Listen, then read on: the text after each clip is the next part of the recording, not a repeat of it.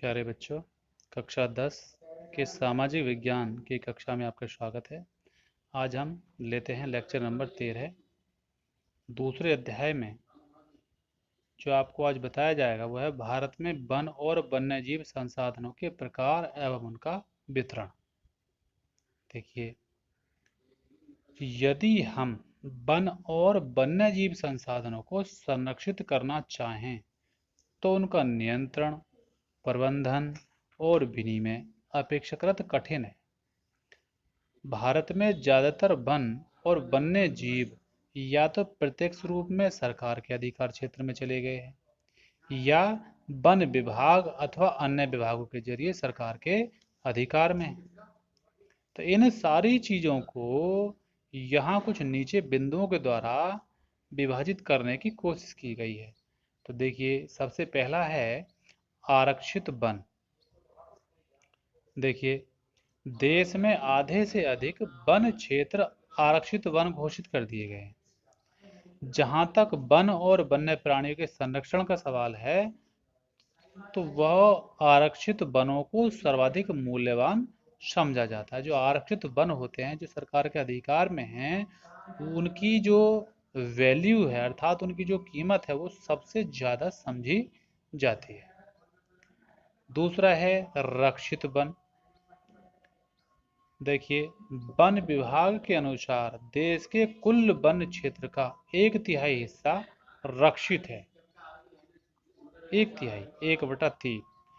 इन वनों की ओर अधिक नष्ट होने से बचाने के लिए इनकी सुरक्षा सुनिश्चित की जानी चाहिए, क्योंकि ये जो क्षेत्र हैं, इनमें वनों का ह्रास बहुत तेज गति से होता है।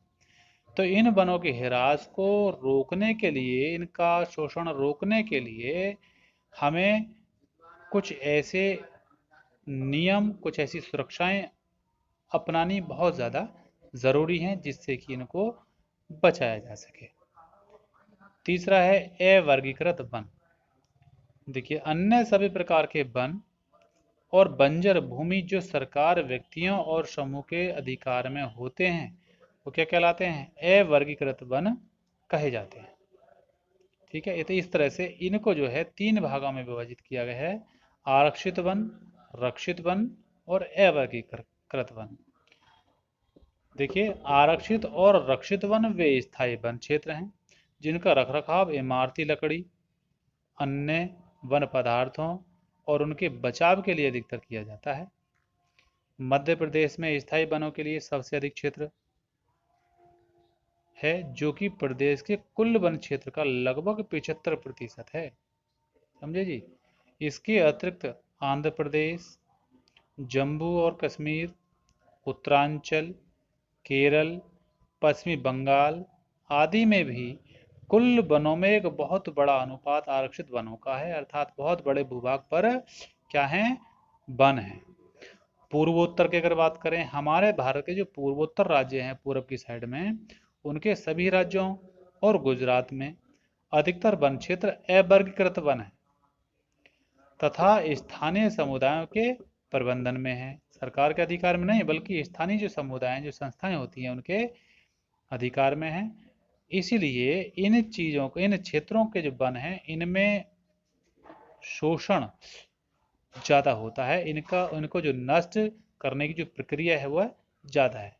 तो इसीलिए इन अवर्गीकृत वनों के अंतर्गत हमें कुछ ऐसे योजनाएं तैयार करनी चाहिए जिससे कि इन अवर्गीकृत वनों को काफ़ी लंबे समय तक हम सुरक्षित रख सकें। तो इस तरह से आपके इन 3 भागों में विभाजित किया गया है: आरक्षित वन, रक्षित वन और अवर्गीकृत वन।